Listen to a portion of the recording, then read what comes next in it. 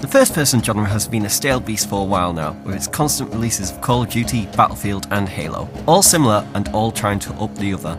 But back in 2009, Gearbox Software crept under the radar with Borderlands.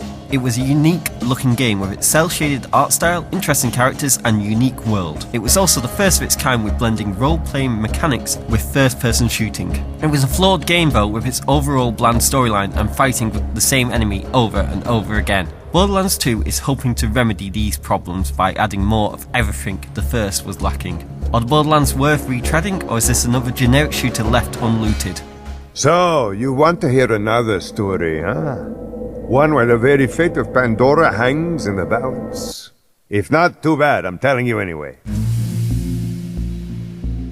In Borderlands 2, you take the role of one of the 4 new Vault Hunters, who is tasked with finding the new vault by Handsome Jack, the main antagonist of this game, who, with his ultimate resources, ends up trying to kill you right from the get-go since he doesn't want anyone else finding the vault before him. So he might as well kill anyone who's silly enough to come to Pandora as a level 1 newbie. This lets the player know who the villain is from the get-go, which the original Borderlands lacked. Handsome Jack does this extremely well with his constant taunts and insults he throws your way. You'll be helped by the original cast from Borderlands like the ever helpful Claptrap, who takes you on as his personal minion, Dr. Zed, who isn't actually a licensed doctor, and the original Vault Hunters from Borderlands who have been given full personalities and storylines. There is also a host of new interesting characters, including the world deadliest 13-year-old Tiny Tina. This game is long as well. It took me around 20 to 30 hours to finish, and this is doing every side mission and all the main storyline. There are a lot of pinnacle moments in the story as well, when you think the game is going to end, but it just keeps on going. I have a secret stash hidden very, very far away from where I currently am.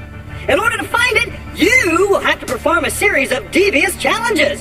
First, collect a few brown rocks for me. Then, defeat a badass skag.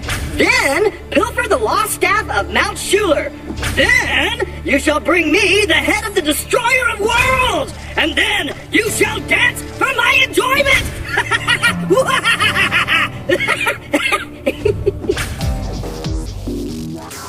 When talking about Borderlands 2, we've got to talk about the original.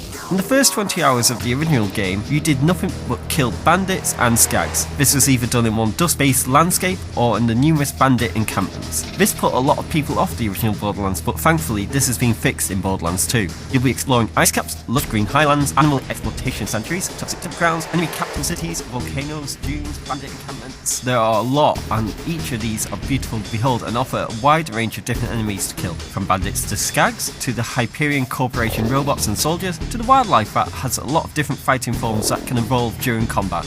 You will discover there is much more to do from the get-go instead of having to invest a lot of time in the game to find them. The quests are varied as well, even though they use a lot of MMO trope quest lines such as collect 10 power cores or kill 30 bandits, but a lot of these missions come with optional objectives which give you bonus items or XP if you do them. One example is you have to kill Hyperion spies, but earn bonus XP if you finish them off with certain weapons. This can make some of the mundane quests more interesting and change your strategies. Guns have had an overall rehaul as well. In the original Borderlands, there were gun manufacturers who developed different styles of guns. Here, they've even gone crazier and can affect your playstyle drastically. If you're using the Tendrai manufactured weapons, when you reload the gun, you throw it at the enemy and it explodes like a grenade. It does even more damage if you reload with a full clip in the gun. There's the melee wire guns that only focus on elemental damage, or the Hyperion weapons that get more accurate the more you fire them. With the random loot in this game, there are around 67 bazillion guns in the game to discover. Borderlands 2 can be played solo through to the end, but cooperative multiplayer is where the game shines. When up to 3 more players join your game, the enemies get harder and better loot drops. This is a blast to play with your friends, but I would only recommend it there if possible. All the ammo and money is shared when in multiplayer, but if super rare guns drop, everyone has a chance of looting it. This causes a lot of ninjaing and a lot of deaths because people are too focused on ninjaing the item than killing enemies. There's a incentive to replay the game with different characters as well. There are badass ranks that you gain by doing in-game challenges, and these can be spent on account-wide bonuses, from increased accuracy, more health, and increased elemental damage. I just finished and I'm planning to start a new character with friends after my solo playthrough, and this will not make me feel like a total weakling. This game has been polished to a high heaven as well, and makes the original look like a boring rock.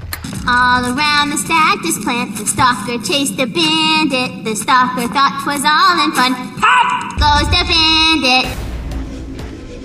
In Borderlands, you have 4 Vault Hunters to choose from. The Gunzerker Salvador, the Assassin Zero, who speaks in haiku, Axon the Commander with his handy turret deployment, or the Siren Mayor with her handy phase lock ability that lock down enemies in the field of battle. Each with a different playstyle, and each can be customised even more with specialised trees. For example, I played the Siren. Her 3 specialisations were Elemental, which focus on doing a lot of damage to enemies, Restoration that lets you heal allies by shooting them, yes I did say shoot them to heal them, or Motion Trees which focus on controlling your enemies' minds. You will then escort this hunter through the deadly world of Pandora where every life form is out to get you, but you're more than a match for them with your arsenal of firepower behind you. You do actually feel like a badass playing this game, and it gives you great feedback on your achievements. From scoring critical heads, and it's showing it in big red lettering over the enemies with the amount of damage you scored. If you shoot a robot's arm off, it will snap off along with its gun it was holding. However, the enemy isn't just going to walk to their death so easily in Borderlands. With that said robot that you just shot its arm off, it can summon a support drone to restore it or go kamikaze on your ass. It's a challenging game and only gets harder the further you get by throwing more diverse enemies at you with different weaknesses and powers. There are Goliaths, which are giant bandits that have a lot of health, but you can shoot off their helmets to cause critical damage with headshots. But if you don't kill them quick enough after shooting them in the head,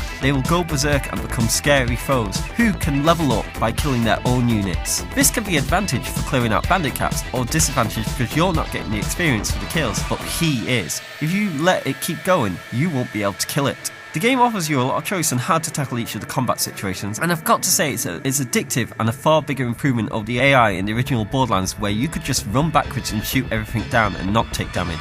If you do get knocked down, you go into a fight for your life state, where you can try and kill an enemy before bleeding out.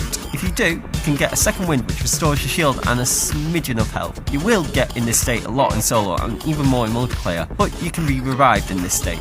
Your equipment is key to your survival, and when you're not killing enemies, you'll be looting their corpses and chests. You will always be striving for better gear, and thankfully there is a silly amount in this game, from grenades that just explode and then split into 10 baby grenades, or homing corrosive damage grenades that leave pools of acids on the ground on destination. These are but just some of the simple grenade mods, and they get more crazy the further you get in. There are shields that have a chance of absorbing bullets and adding them to your infantry, or ones that shock enemies who hit you in melee. The guns even get more insane later on, from shotguns that fire explosive rounds, but when using the scope it can be used as a sniper rifle. Borderlands 2 makes other shooters seem so generic with the amount of weapons and diverse enemies you'll be fighting. However, if you're looking for a less co-op and more deathmatch type game, you won't find it here. This game is impossible to balance. Sorry about the mess. Everything Jack kills, he dumps here. Bandits, vault hunters, claptrap units. If I sound pleased about this, it's only because my programmers made this my default tone of voice. I'm actually quite depressed. This game is beautiful to look at, even on these aging consoles. With its simple, cel-shaded look, Gearbox can create a colourful world, even with bland locations such as deserts. There's times where textures need to load in when opening chests or doors, but it's only a split second, it doesn't really drag you out of the gameplay. You'll eventually get used to it, and it'll be expected on the console versions. The music sets the mood of each area perfectly, and when combat kicks in, adrenaline into your system. The sound work for this game is above bar as well, from the sounds the weapons makes to the screams of agony that you cause with these said weapons. It's neat how they handled voice work, especially in multiplayer. If you're near an NPC, you can hear them clearly, but if you start walking away, or if not near the NPC while in multiplayer, you will get an audio radio transmission coming across your user interface. Voice acting is pretty amazing and brings the character across perfectly. There's a crazy amount as well. Some dialogue can go on for minutes if you don't press a button to move on to the next area, and it's a great addition. Here's a small example of this. Ragged fragged lock gate. Ooh, idea, minion. Get on that cannon. Just blast this gate down, but don't do it until I'm out of the way. Understand? Now, that could cause serious damage to me, so don't do that. I'm just standing here to show you the area you should shoot after I move away, which I will once I'm totally convinced you understand the instructions that I'm relaying to you. Do you understand? I know it's kind of complicated, but just stick with me, okay? Look, when it's okay for you to shoot this gate with the cannon, I'll say something like, shoot the gate with the cannon now! But that was just a test, right? You didn't shoot the gate when I said that, which was good. Shoot the gate with the cannon now! Also another test. You're doing me proud, minion. Actually, I'm getting bored. Just shoot the gate now for realsies. Whoa! Borderlands 2 is a fantastic improvement of the original in every way, from the world to the combat. If you're looking for a shooter that isn't a generic Call of Duty or Halo, get Borderlands 2. With extras already on its way, including Captain Scarlet and a pirate booty next week, there's a lot to do in this game. Even a new game plus that buffs baddies levels and place them in different areas as well. One thing to note, the PS3 version has been quite buggy with its DLC and players losing all their badass ranks, so it might be worth getting the Xbox or PC version of the game as well. Hey, want to hear the new dubstep song I wrote?